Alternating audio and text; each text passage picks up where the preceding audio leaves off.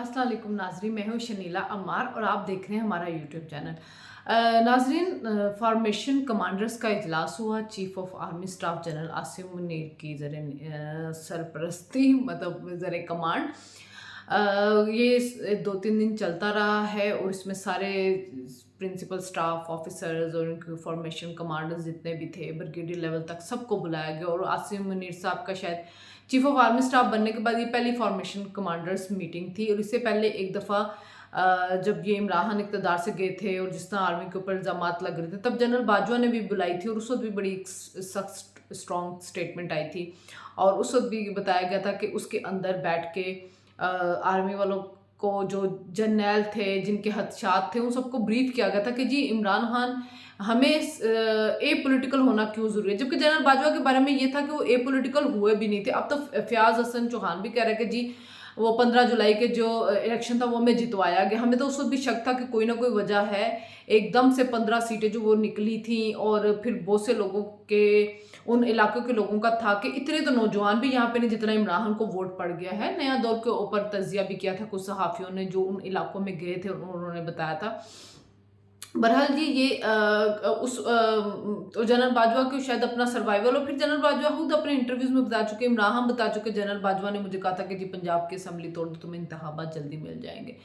अब जनरल बाजवा घूम रहे हैं फिर रहे हैं, लोग उनकी वीडियोस बना रहे हैं। तो जनरल साहब जो थे वो इमरान खान की मोहब्बत में आखिरी टाइम तक गिरफ्तार है, लेकिन इमरान खान ने भी सारा मलबा उनके ऊपर डाल दिया।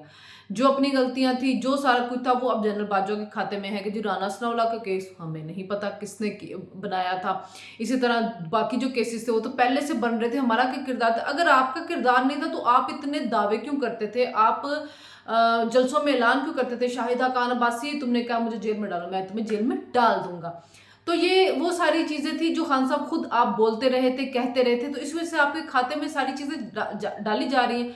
अगर आप उस वक्त अंधे इंतकाम में मुब्तला ना हो जाते और हर वक्त इंतकामी सोच में ना रहते, आपने किसी टाइम पे भी कोई पॉलिसी नहीं होती सिवाय अंडे कट्टे और मुर्गियों के।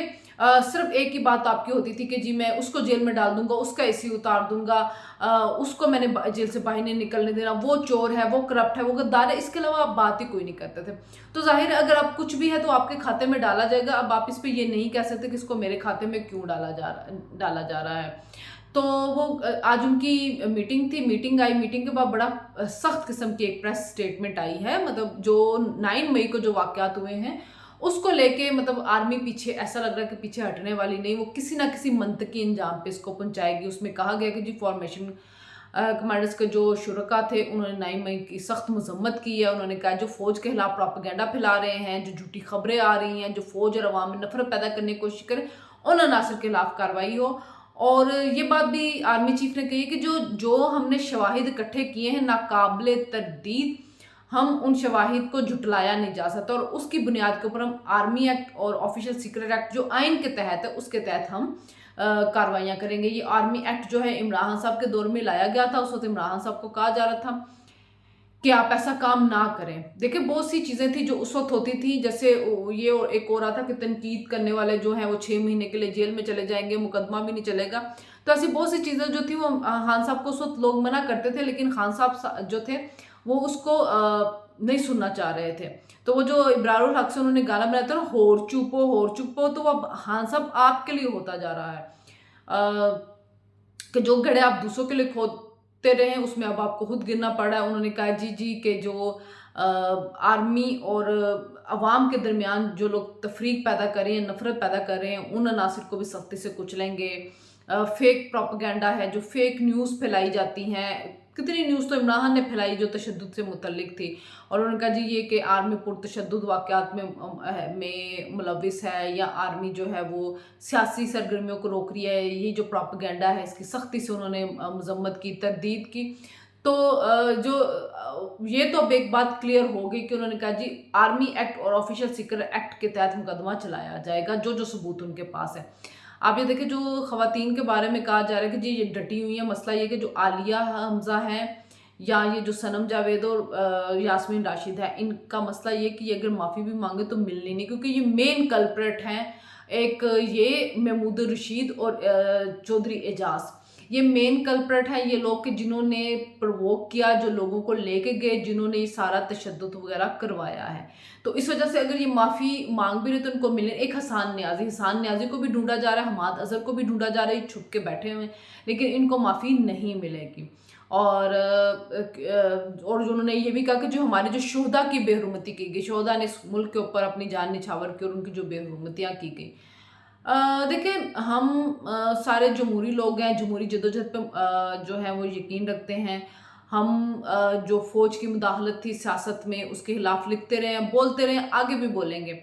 लेकिन हम में से किसी ने भी कभी वायलेंस का प्रचार नहीं किया। हम में से कभी किसी ने ये नहीं कहा कि पुरतशद्दुद कार्रवाइयाँ की जाएँ। ना ही वो तमाम लीडरान बेनज़ीर भुट्टो हो गई या अब आसिफ ज़रदारी हैं, बिलावल हैं या नवाज़ शरीफ हैं। और नवाज़ शरीफ पाकिस्तान के सबसे पॉपुलर लीडर रहे हैं, जिस 2018 में भी नाअहल करने के बावजूद इतने पॉपुलर थे कि सख्त तरीन रिगिंग करनी पड़ी। अब तो ये सारी चीज़ें हैं, सामने आ चुकी हुई, खुल के सामने आ चुका है कि कौन कौन सहूलत का था, कौन कौन इमरान को लेके आया। अब तो लाने वाले खुद बता रहे हैं और पछता भी रहे हैं। तो उनको फिर भी रिगिंग करके इमरान को आपको सीट्स दिलवानी पड़ी और इमरान को लाना पड़ा। तो अब ये जो है लेकिन इमरान खान साहब ने इक़्तिदार से निकलने के बाद मुल्क को दांव पे लगा दिया। उन्होंने कहा मैं आ जाऊँ तो ठीक है, वरना पूरा मुल्क भाड़ में जाए, आग लगा दो, जला दो, घिराव कर दो। मतलब एक इंसान जो अपनी मोहब्बत में मुब्तला है, सिर्फ अपने आप को देखना चाहता है कि वो इक़्तिदार में रहे, नहीं तो ये मुल्क तबाह हो जाए। तो उस बंदे ने पूरी कोशिश की कि और उनको शायद यकीन भी दिला दिया गया हुआ था, कुछ अंदर से अनासिर होंगे कि अगर अवाम निकलेगी, तोड़ फोड़ करेगी, हालात ख़राब होंगे, फ़ौज गोलियाँ चलाएगी, तो उसके बाद आर्मी जनरल आसिम मुनीर के खिलाफ बगावत हो जाएगी, तो वो जो बागी होंगे वो हुकूमत संभालेंगे, तो आपको वापस वज़ीर-ए-आज़म बना देंगे। और बंदयाल साहब तो बैठे ही हुए हैं, और बंदयाल साहब अब एक नया ख़तरनाक काम शुरू करने लगे हैं जी। जो उन्होंने पहले जो कानून था रिव्यू जजमेंट वाला, वो कानून बन गया, तो उसके अलावा पता नहीं कहाँ से 3 पिटीशनें दायर करवा दी गई। फिर अली ज़फ़र जो उन पिटीशनरों के वकील नहीं थे, वो आज दलाइल वहाँ पे दे रहे थे। अनोखे काम इस सुप्रीम कोर्ट में हो रहे हैं। फिर कहते हैं कि हुकूमत इनकी बात क्यों नहीं मानती। भाई उनकी बात क्या माने जो खुद आइन कानून को नहीं मान रहे हैं, जो खुद आइन कानून के मुताबिक नहीं चल, उनकी क्या बात मानी जाए।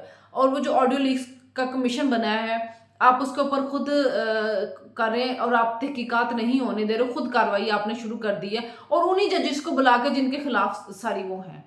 तो जब ऐसा काम होंगे, जब लोगों को नजर आ रहा है कि ये जज नहीं रही, ये वर्कर बन चुके हैं एक पार्टी के, तो फिर उनकी बात अगर हुकूमत नहीं मानती तो इसमें अचंभे की तो बात ही कोई नहीं, क्योंकि वो तो खुद हुकूमत को मजबूर करें कि हमारी बात ना मानी जाए। वो तो अब लगता है कि बंदयाल साहब जो हैं वो खुद भी कोई शहीद ही बनना चाहते हैं ताकि कोई नाम रह जाए तारीख के अंदर, वरना तो उन्होंने अपने नाम के ऊपर स्याह धब्बा तो लगवा लिया हुआ है। फिर जो अदलिया है वो इतने तरदीद और सबूत के बगैर छोड़ती जा रही है उनको, तो वो आम लोगों में एक अवामी राय बनाते जा रहे हैं, जिसमें लोग ये कहना शुरू हो जाएंगे कि हाँ जी आप ठीक है, आप मिलिट्री कोर्ट्स के तहत इनका ट्रायल करें। तो अब जी स्टेटमेंट आ चुकी हुई है उनकी, जिसमें उन्होंने कह दिया है अब देखना है कि इमरान खान साहब का तो मिलिट्री कोर्ट में जाना ही जाना है केस, और ऑफिशियल सीक्रेट एक्ट के तहत भी उनका मुहासबा होगा, क्योंकि उन्होंने जो दिन कहा कि जी मुझे जनरल बाजवा ने कहा था कि हमारे पास टैंकों के लिए पेट्रोल नहीं है, आपके ऑफिशियल राज हैं, अगर आपको ब्रीफिंग्स दी जा रही है सिक्योरिटी पे तो आप उसको खुले आम इस तरह पब्लिक में आके नहीं बोल सकते। लेकिन इमरान खान साहब है ना, उनको पाकिस्तान की तो कभी परवाह रही नहीं है। अभी तो शाहाना का केस है जी चल रहा है, उनका उनकी वाइफ का आज नैब में गए थे, नोटिस वसूल हुए हैं, जाली रसीदें जमा कराई गई।